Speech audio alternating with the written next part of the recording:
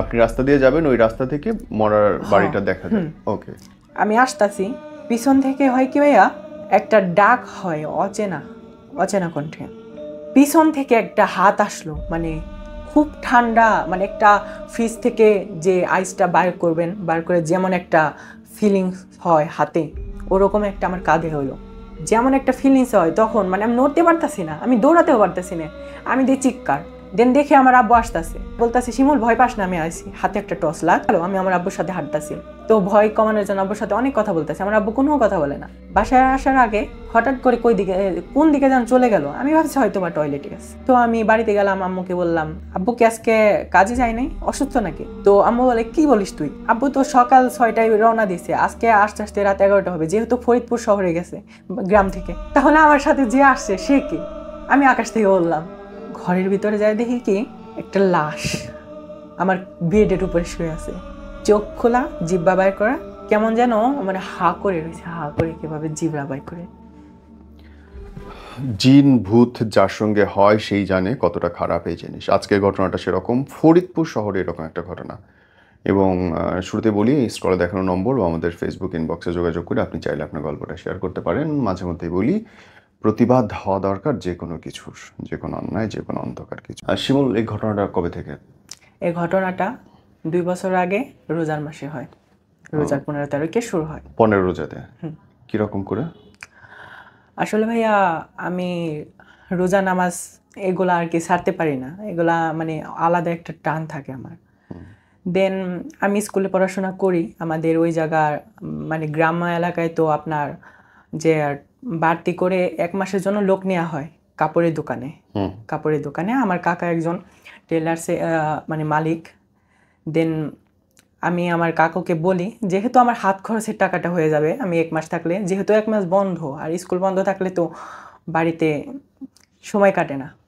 তো দেন আমি ভাবলাম যে আমার রোজা রেখে আমার সময়টা কেটে যাবে, আমি এভাবে কাস্টমারদের সাথেই করতে, এবং আমার কথাবার্তা ভালো দেখে আমার কাকু আমাকে নিতে বলছে। দেন তাই করি, যে আমি টাকা পাবো এরকম কাকুকে বলি। আর কোন মার্কেটে এটা? এটা চরহাজিগঞ্জ হাই মার্কেট। দেন হয় কি, আমি যাই, কাকুকে বলি, আর আমার কাকু তো জানে যে আমি যাই হোক আমি নামাজ পড়ি ঠিক আছে, কিন্তু আমি স্টাইলিশ থাকতে পছন্দ করি, অ্যাক্টিং এগুলোর প্রতি আমার আগ্রহ আছে। দেন হয় কি যে আপনার আমি বলি কাকুকে আমি সকাল 6টায় যাব, আর তারাবির নামাজের 15 মিনিট আগে আসবো, আর জোহর আসর এরকম নামাজ যতই ভিড় থাক, নামাজের টাইমে আমার নামাজ পড়তে দিতে হবে। এবং আমার কাকা বলে হ্যাঁ ঠিক আছে। দেন আমি যাই, এরকম চলতে থাকে 15 রোজা পর্যন্ত, কিছু হয় না। 15 রোজায় এসে এরকম হয়, আর আমি জিন ভূত এগুলা মজা ভেবে উড়িয়ে দিই, এগুলা আমার কাছে মানে তেমন কোনো ভয় না, আমি একটু সাহসী প্রকৃতির। দেন হয় কি যে আমি যাওয়ার পরে 15 রোজায় বিকেলবেলা আমি নামাজ পড়তে আসতেছি। সো মসজিদে মাইকে একটা অ্যানাউন্সমেন্ট হয় যে একটা মহিলা মারা গেছে, তার নামটা আই থিঙ্ক আমার মনে নাই। দেন আমি তখন ভাবছি যে বৃদ্ধ মানুষ মারা গেছে, স্বাভাবিক, এটা স্বাভাবিক। একটু আফসোস করলাম যে রোজা পুরো সম্পন্ন করতে পারলো না।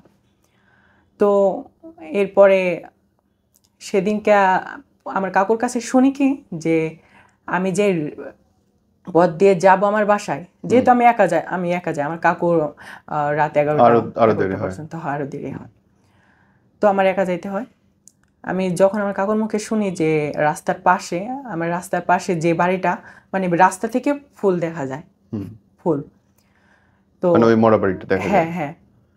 তো ওই বাড়িটাই ওই মহিলাটা মরছে। তো তখন একটু শকড হই যে আমি, মানে যেহেতু আমার বয়সটা 13 বছর, বুঝে নে একা যেতে হবে, একটু ভয় পাই।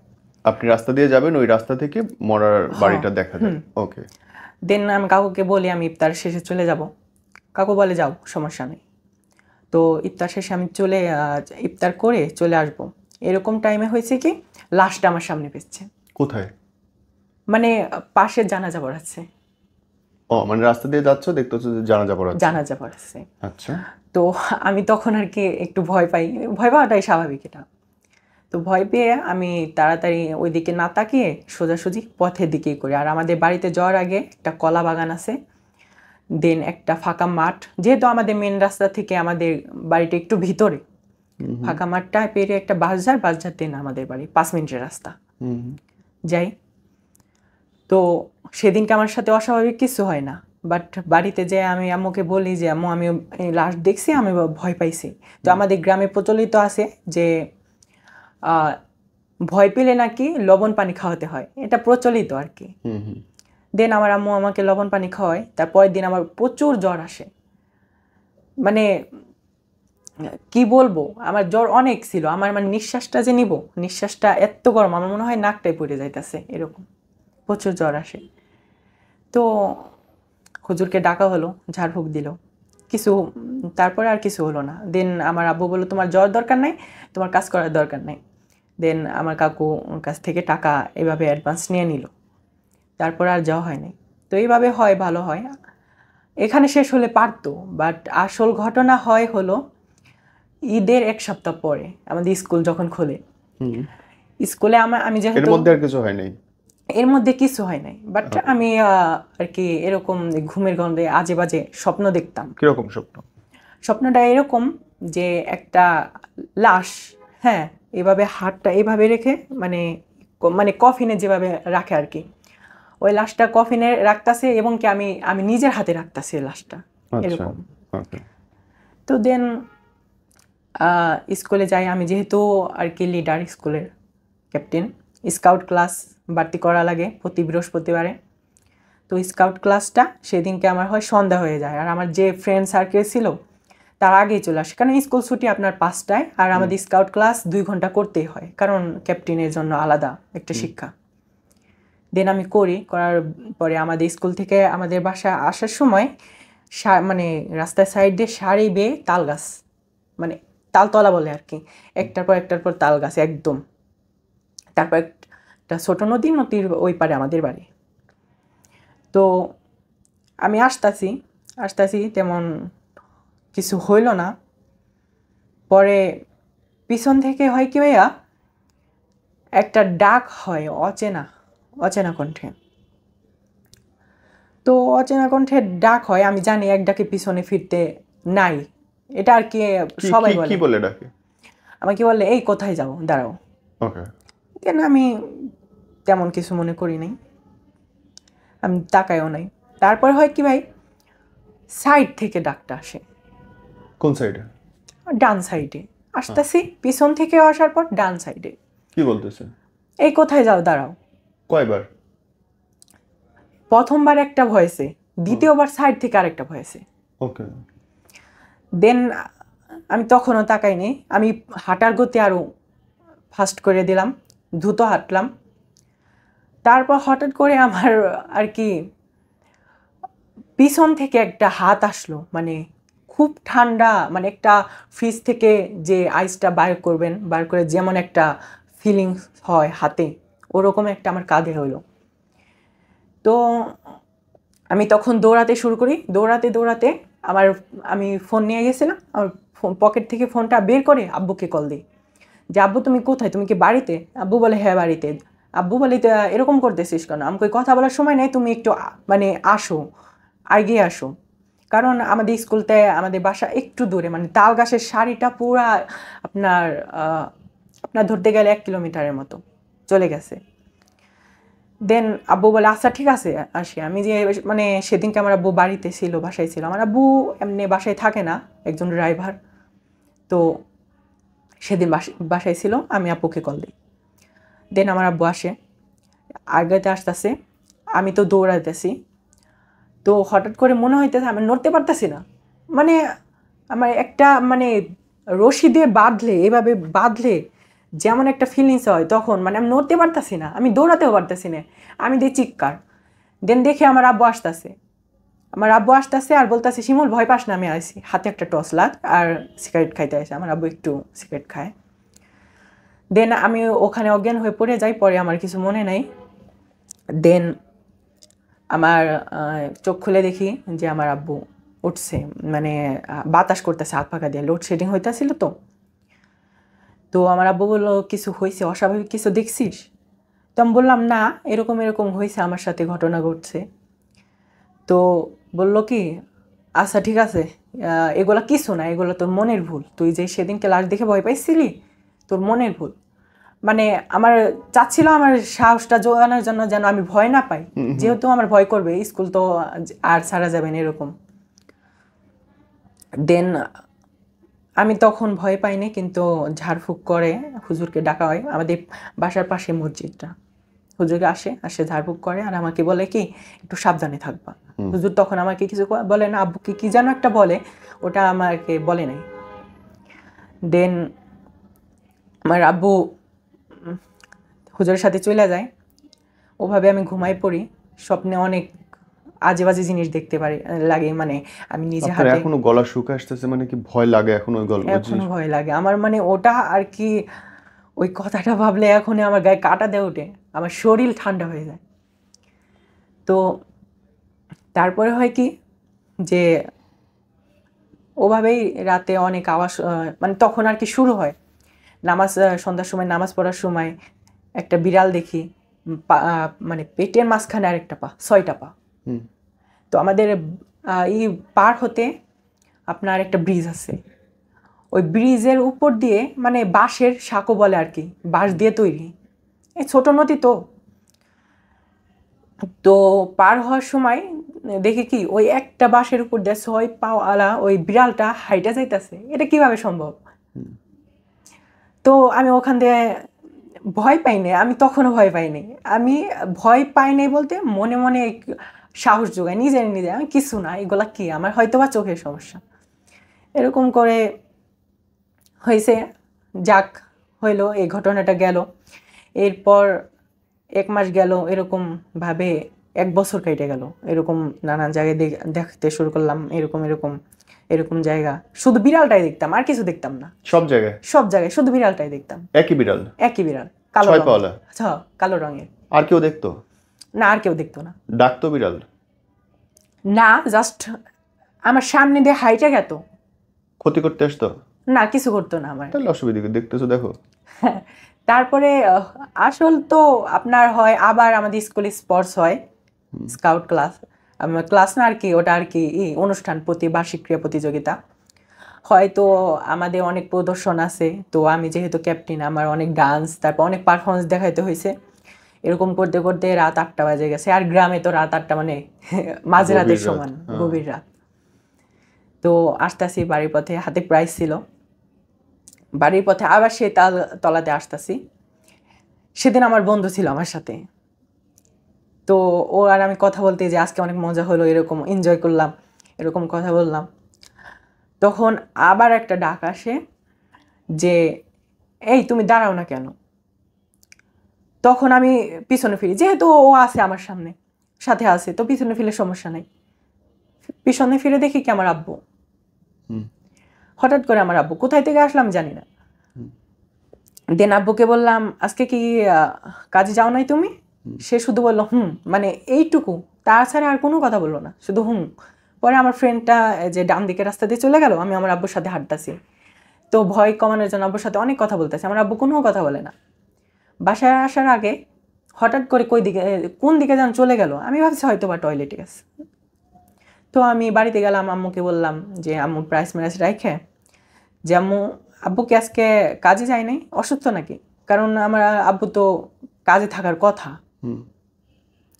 তো আম্মু বলে কি বলিস তুই, তোরা, আব্বু তো সকাল 6টায় রওনা দিছে, আজকে আস্তে আস্তে রাত 11টা হবে, যেহেতু ফরিদপুর শহরে গেছে গ্রাম থেকে, তাহলে আমার সাথে যে আসছে সে কে? আমি আকাশ থেকে বললাম। আমি মানে এটা বলে আর কি আমি মানে চিৎকার দিয়ে উঠলাম।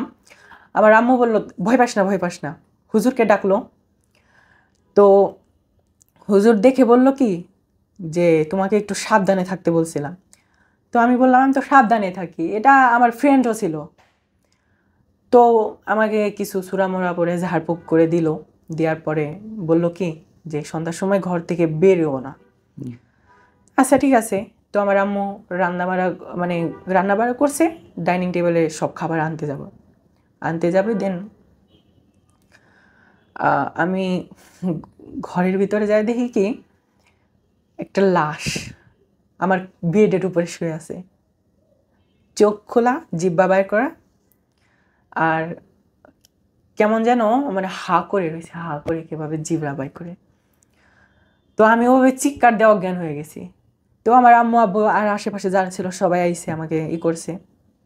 তারপরে টুকু আমার আম্মুর কাছ থেকে আমি যতটুকু শুনছি যে আমি তখন অজ্ঞান হওয়ার পরে কিছুক্ষণ পরে সবাই যখন আসে, আমার জ্ঞান ফেরার পর আমি সবাইকে অনেক কিছু করতেছিলাম। আমার ধুইরা রাখা যাইতেছিল না, মানে আমার গায়ে এত শক্তি চলে আসে যে 5 জন আমাদের কাকু মানে আমার দাদু সবাই চলে আসছে, আমার ধুইরা রাখা পারতেছে না। আমি শুধু বলতেছি যে আমি তালতলায় যাব। তো সবাই মিলে তড়িঘড়ি করে হুজুরকে ডাকলো। হুজুর তারপরে অনেক কিছু দোয়া ইউনুস আর অনেক কিছু বললো। পড়ার পরে আমি একটু শান্ত হলাম। পরে ঘরটা আটকে দিল, আর আমার ঘরটা আষ্টে গন্ধ দিয়ে ভরে গেছে। মানে একটা মাছের আষ্টে একটা গন্ধ আছে না, পুরা ঘর, আমার ঘরে কেউ যাইতে পারে না। আমার হাত পায়ে এখনই কাঁপতাছে। শুধু তুমি পাচ্ছ গন্ধ না সবাই পাচ্ছে? সবাই পাচ্ছে আষ্টে গন্ধ। দেন হয় কি যে কেউ থাকতে পারতেছে না ঘরে, এত আষ্টে গন্ধ, এত ঘটে গন্ধ, মানে আর আমি তো হাসতাছি। তো সবাই বের হয়ে যায়। তো হুজুর বলে কি যে 4 কোনায় 4টা বাঁশের মেসের কাঠি আছে না, আনতে বলে।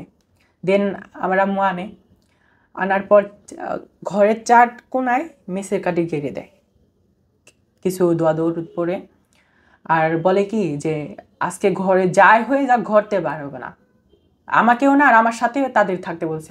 কারণ আমি থাকলে তো বার হইতে পারি স্বাভাবিক, কারণ আমি যেহেতু আমার কন্ট্রোলে নাই। আমার আম্মুকে বললো কি, আমার আম্মু ততক্ষণ আমার আব্বু চলে আসছে, রাত 11টা বাজে গেছে। আমার আম্মুকে বললো আতর মাখো, আতর মেখে ঘরে চলে যাও, কোনো পাবা না, স্মেল পাবা না, আজকে কোনো স্মেল পাবা না। তো ঘরে যাওয়ার পর আতর মাখে সব কিছু ঠিক থাকে, তখন আমি শুয়ে রয়েছি, মানে আমার কোনো নাই, সেন্স নাই। তো এরপরে বলে যে হুজুর বলে আমি বাইরে থেকে তালা দিয়ে রাখছি, আর যাই হয়ে যাক যদি আমি এসেও বলি তো দরজা খুলবা না, আমার আব্বু আম্মুকে বলে। আমি তো সেন্সলেস। তো এরকমভাবে রাত 1টা বাজে যায়। 1টার কালে হয় কি যে টিনে ঢিল পড়ার একটা শব্দ হয়। আমি ততক্ষণে ঘুমের ভিতর কি যেন একটা বলতাছি, মানে কেমন একটা ভাষা বলতাছি, যে ভাষাটা কেউ বুঝতেছে না, কিরকম যেন একটা ভাষা। ওই ভাষার কিছু কিছু ওয়ার্ড মনে আছে, বাট বলতে পারবো না, বলা যায় না, এরকম একটা ভাষা। তো আম্মু আব্বু দেখে কি অনেক অনেক অনেক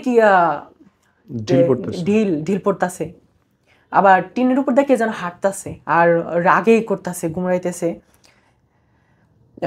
এরপরে আমার আম্মুকে বলে বাইরে থেকে, আম্মু দরজাটা খুলো, আমি এখানে।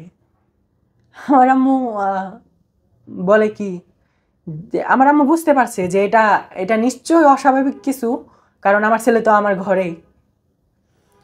বলে দরজাটা খুলো। আমিও তারপরে এটা যখন আমার আম্মু ঘর খুলে না, দরজা খুলে না, তখন বলে কি, এগুলো আপনার আম্মা আব্বা দুইজনই শুনতেছে? হ্যাঁ, বলে কি যে তখন আপনার কাছে ফোন ছিল না? আপনি যে বললেন ফোন, তো তার মানে তো আপনার কাছে ছিল, আপনি ফোনের লাইট দিয়ে আসলেন যে? হ্যাঁ, ফোন তো মনে করেন আমার পকেট থেকে নিয়ে নিছে, আমার আম্মু আব্বু রাইখে দিছে, যেহেতু আমার হাতে ছিল। তো আমি দেখেই হয়েছে হাতে নিয়ে নিছে না, তো আমি তো ওভাবে অজ্ঞান হয়ে পড়ে রয়েছি। আর ঘুমের ঘরে কি যেন একটা মন্ত্র টাইপের, কালো জাদুর মন্ত্র টাইপের আমি বলতেছি। তো বলতেছে কি, তারপরে যখন ঘর না খুলে আবার অন্য একটা কণ্ঠ আসে, এবার বলে মা ঘর খুলো, আমি ওকে একবার দেখে চলে যাব, একবার দেখে, আমি কিচ্ছু করবো না। ঘর খুলে না, এরপরে দরজা লাথি শুরু করে, দরজা লাথি মারে, জানালার রড দাঁত দিয়ে কামড়ায়, কিন্তু ভাঙতে পারে না, মনে হচ্ছে হাতের দিকে যেন করতেছে। আমার আম্মু তখন ভয় পায়, ভয়ে অনেক দোয়া মোয়া যা পারে আর কি পড়াশোনা করে, মানে পড়াশোনা বলতে গিয়ে পড়াশোনা করে নাই, যা পারে দোয়া মোয়া পড়তেছে।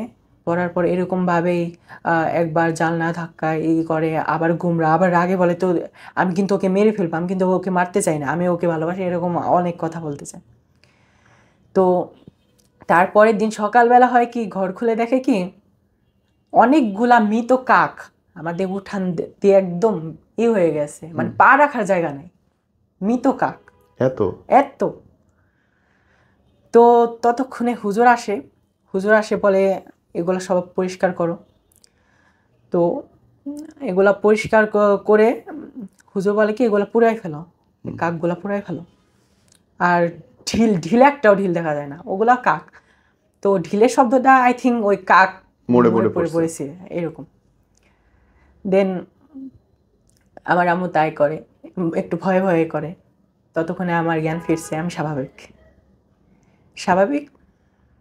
তো আমি কথাবার্তা বলতেছি। কাকগুলো তোমরা দেখছো সবাই? হ্যাঁ, সবাই কাকগুলো সবাই দেখছে, সবাই। এগুলো ভিডিও করছিল না, যেহেতু মানে গ্রাম বুঝেনি তো, তখন আবার কি সোশ্যাল মিডিয়ায় সবাই অ্যাক্টিভ না, আর সবাই এরকম ভিডিও করে না। কিছু মুরব্বী ছিল, তো ওই মৃত কাকগুলা পরিষ্কার করার পরে তারপরে আমি আবার কোথায় যেন চলে যাই, আমাকে খুঁজে পাওয়া যায় না। আমি টয়লেটে যাই, আমি স্বাভাবিক যে টয়লেটে যাইতে চাইছে ছেলে, যাক টয়লেটে যাই স্বাভাবিক। তারপর খুঁজে পাওয়া যায় না, 3 দিন আমাকে খুঁজে পাওয়া যায় না। এবং আমি 3 দিন কইছিলাম আমি নিজেও জানি না। 3 দিন কইছিলাম আমি নিজেও জানি না। আবার এখনই মানে হাত পা কাঁপে যে আমি 3 দিন কইছিলাম আর কার সাথে ছিলাম। 3 দিন পর কোথায় পাইলো? তালতলা নিচে আমি শুয়ে রয়েছি। ওই তাল গাছে? হ্যাঁ, ওই তাল গাছে। কে পাইলো? আমাকে খোঁজাখুঁজি করতেছে, তো গ্রামের আশেপাশে সবাই তো জেনে গেছে আমাকে খুঁজে পাওয়া যাচ্ছে না। তো ওই তাল গাছের তারে মানে একটা পশু আছে, গবাদি পশু যারা এই যে পালন করে, তারা ওই জায়গায় ঘাস কাটতে গেছিল। আর তখন বড় বড় ঘাস হয়েছে ওই তালতলা, ওই জায়গায় আমি ঘুমাই রয়েছি। তো সবাই মিলে এরকম ও চিৎকার দিছে আমার, যেহেতু ভয় পায় যে আমার সাথে এরকম কিছু হয়েছে বা আছে। তো সবাই মিলে আসে, আমাকে আবার বাড়িতে নিয়ে যায়। বাড়িতে নেওয়ার পরে তো এবার হুজুর বলে কি না আর পারা যাবে না। উনি বলে কি 1 সপ্তাহ সাবধানে থাকো। আমি আমার মানে উনার উস্তাদ আর কি, তাকে ডাইকে নিয়ে আসতি। তিনি আর কি ঢাকা কই যেন আর কি থাকে, আই থিঙ্ক বাড্ডায় থাকে। তো ওনারে ডাকতে আসে, উনিও অনেক বড় হুজুর। তো ওনারে ডাইকে নিয়ে যায়। তো ওই 1 সপ্তাহের ভিতরে অনেক কাহিনী হয়, যেটা আমিও জানি। আমি দেখতে পাই যে ওই লাশটা আমার এই সাইডে বসে রয়েছে, আবার এই সাইডে বসে রয়েছে, আবার করতেছে আমার হাত ধরে নিয়ে যাইতেছে, আবার বলতেছে কি আসো ঘুরে আসি, এরকম বলতেছে। আমি চিৎকার দিয়ে উঠতেছি, আমি কান্নাকাটি করতেছি। আমার আম্মু আব্বু মানে বুঝতে পারতেছে না যে কি করবে, যে কোনটা থেকে কোনটা করবে এরকম। তো কথা বলে না, জাস্ট বলে আসো এই জায়গায় আসো, কই যাও, বা আসো ঘুরতে যাবো, এই 3টা ওয়ার্ডই বলে। এই 3টা ওয়ার্ড ছাড়া আর কোনো কিছু বলে না। দেন 1 সপ্তাহ পর হুজুরটা আসে। আসার পরে আমার আম্মুকে বলে যে তোমরা একটা কাজ করো। হুজুরের সাথে অনেকগুলো ছাত্র ছিল, মাদ্রাসা পড়ুয়া ছাত্র, 11 জন ছিল তখন। আমার সেন্স ঠিক আছে। তো ওনারা আসার সাথে সাথে আমি চিৎকার করতেছি, কে করতেছে, আমি আমার সেন্স ঠিক আছে, কিন্তু কে এসের জন্য করতেছে আমি নিজেও জানি না। অটোমেটিক চিৎকার বাইরেতেছে মুখ দিয়ে, হাত পা কাঁপতেছে, ওনাদের দেখে আমি ভয় পাইতাছি। আর দরজা আটকাইতে পারতাছি না, কারণ দরজা আটকালে তো ওই লাশটা আমার চোখের সামনে আসে, আমি তো আরো ভয় পাই। দেন হুজুরটা বলে ওকে ঘরে নিয়ে যাও, ঘরে আটকায় রাখো। আমি ঘরে আমাকে আটকায় রাখছে, আমি চিৎকার করতেছি, আমি লাশটা দেখতেছি, লাশটা এরকম মানে মাথা এরকম না এরকম বলতেছে, আমি লাশটা দেখতেছি। আর তখন আমি একটা না একাধিক লাশ দেখি, একাধিক লাশ। ওই লাশ অনেকগুলো হয়ে গেছে, আলাদা আলাদা ফেসের। দেন আমাদের ওই হুজুরটা আমার আব্বুকে কোরআন শিপ আনতে বলে, কোরআন শিপ মিলাতের আয়োজন করতে বলে, গোলাপ পানি আনতে বলে, মানে একটা জানাজা পড়ার জন্য যা যা লাগে কাফন বাদে সব আনতে বলে। তো আমার আব্বু বলে যে এরকম কেমনে, ও তো মানে আমার এই ছেলেকে আমি কিভাবে এরকম আর কি জানাজা পড়াবো আমার ছেলের উপরে। বলে তোমার ছেলের উপরে কালো জাদু করা হয়েছে আমার উপরে।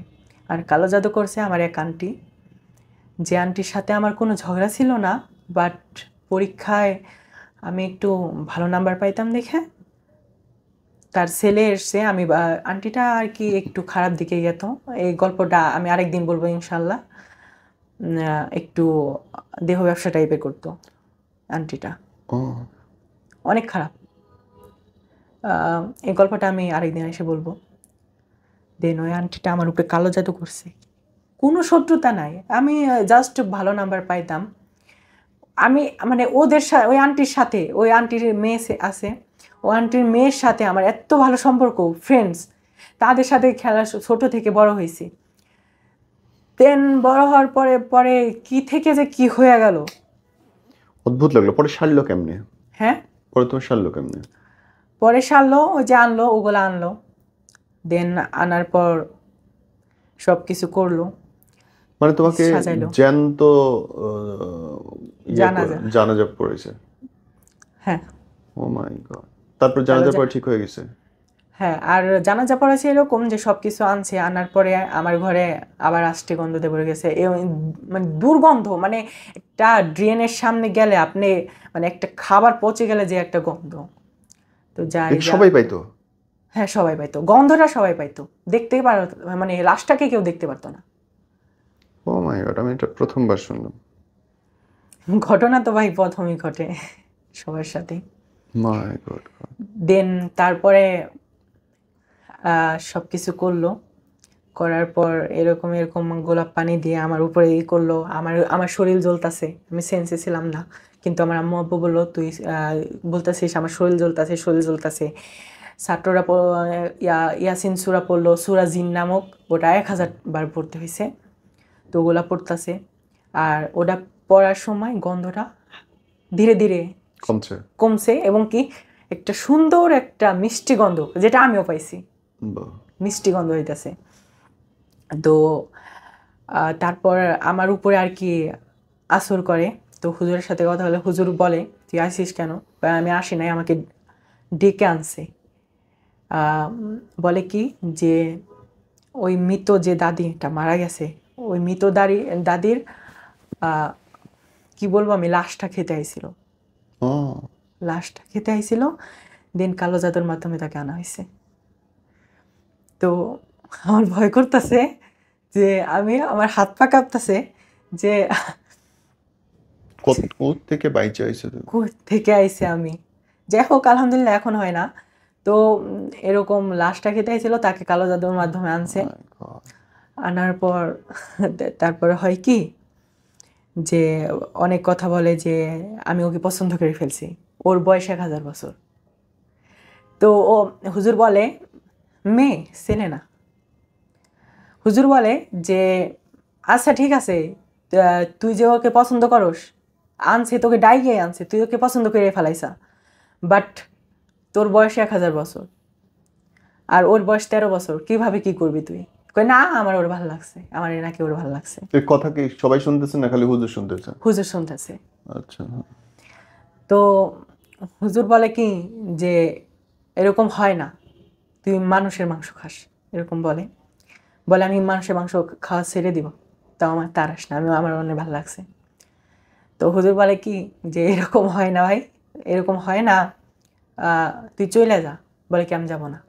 কই যদি চলে গেতাম তো এত কিছু করতাম। কয় কি যে তুই এত কিছু করতি না, তোকে তো ডাইকে আনা হয়েছে, তুই চলে যা, তোকে আবার ফিরিয়ে দিতাছি, তোর মুক্ত করে দিতাছি, এরকম। কয় না আমার মুক্ত করা যাবে না। পরে হুজুর কি যেন একটা দোয়া পড়ছিল, দোয়া পড়ার পর দেন হঠাৎ করে আমি আবার চিৎকার করি আমার তারাস না, আমার তারাস না, এরকম এরকম। এই চিৎকারটা সবাই শুনে, আমারে তারাস নে, আমারে তারাস নে ভাই, আমার তারাস নে, এরকম একটা। এরকম বলে কি আমি যদি ফিরে আসি তাহলে কিন্তু পুরা ফ্যামিলি নষ্ট করে দিব, আমার তারাস নে, আমি ভালো আছি, ওরে ভালোবাসি, ভালো থাকতে দে।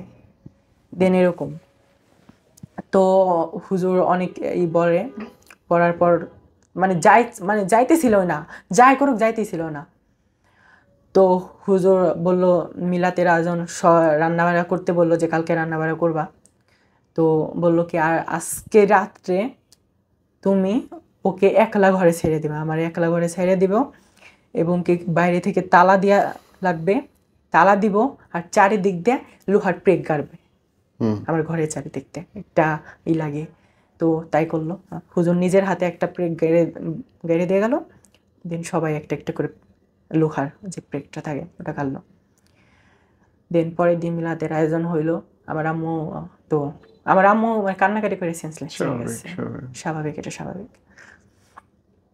দেন করলো কি যে পরের দিন মিলাতে আসলো, সবাই আসলো, যে ছাত্ররা আর কি কোরআন শরীফ খতম দিছিল তারা আর কি খাওয়া দাওয়া করলো। খাওয়া দাওয়া করে আমার ঘর খোলা হইলো, দেখলো আমি অজ্ঞান হয়ে পড়ে রয়েছি। আর একটা হইলো, আমাদের জানলা ভেঙে একটা আগুনের গোলা আর কি, আগুনের গোলা।